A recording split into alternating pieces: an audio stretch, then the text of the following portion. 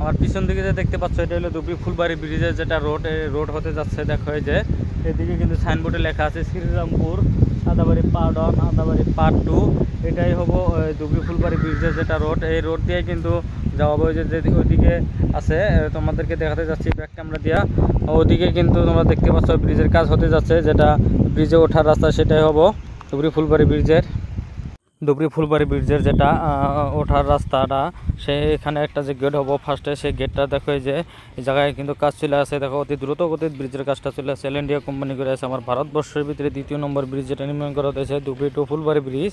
এই জায়গা থেকে কিন্তু ব্রিজে ওঠা হবে আদাবাড়ি থেকেই কিন্তু দেখো যে ব্রিজের কাজ অনেক দ্রুত গতিতে চলে আসে। আর দেখো যে ব্রিজের যেটা সেগমেন্টগুলো যে লাগানো হয়েছে, সেই সেগমেন্টগুলোর সাইড দিয়ে দেখো যে করে দেওয়া হয়েছে, দেখো যে ঢালাই করে দেওয়া হয়েছে। দেখো এই যে অনেক সুন্দর দেখা যাইতেছে, অনেক কিন্তু দ্রুত গতি চলে আসে ব্রিজের কাজ। আর যারা যারা আমার ভিডিওগুলো নতুন দেখে আছে তোমরা অবশ্যই লাইক কমেন্ট শেয়ার করো, তোমাদেরকে আমি এই ব্রিজের আপডেটগুলো দিয়ে থাকবো।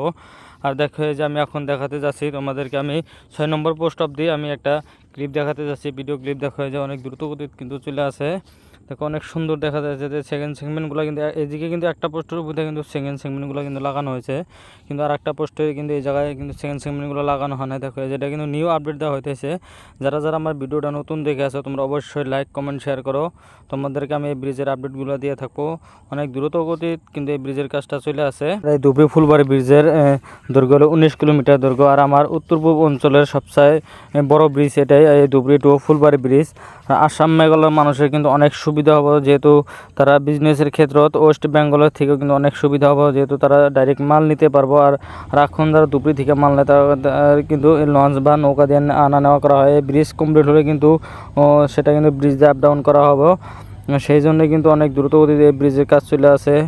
দেখো এটা হলো 54 নম্বর পোস্টের দৃশ্য। আর কয় নম্বর পোস্ট পর্যন্ত সেকেন্ড সেগমেন্টটা লাগালো হয় না ধুবড়ী সাইডের দিকে, সেটা দেখাবো। তোমরা ভিডিওটা ধৈর্য সহকারে দেখতে থাকো। আর দেখো এই যে 56 নম্বর পোস্ট পর্যন্ত কিন্তু লাগায় কমপ্লিট করছে এই 57 ধুবড়ীর সাইডে থেকে। যারা যারা এই ধুবড়ী ফুলবাড়ি ব্রিজে আসো, ঘুরতে আসো, তারা সাবধানে গাড়ি চালাবা, যেহেতু এই জায়গায় কিন্তু অ্যাক্সিডেন্ট হলে কোনো পাবলিক অ্যাক্সিডেন্ট যদি হয় কোনো ক্ষতিপূরণ দিব না কিন্তু ইন্ডিয়া কোম্পানি থেকে, কিন্তু যেহেতু তাদের এটা প্রাইভেট রাস্তা। আর দেখো এই যে এই ধুবড়ী ফুলবাড়ি ব্রিজে দেখো যে যেটা কেবেলগুলো টানা হবে সেটা কিন্তু ফাইনালি একটা পোস্টের উপরে কিন্তু টানা হয়েছে, যেহেতু এই যে পোস্টের উপরে দেখো আরও কিছু হাইট করা হয়েছে, সেটা থেকে কেবেলগুলো টানা হবে।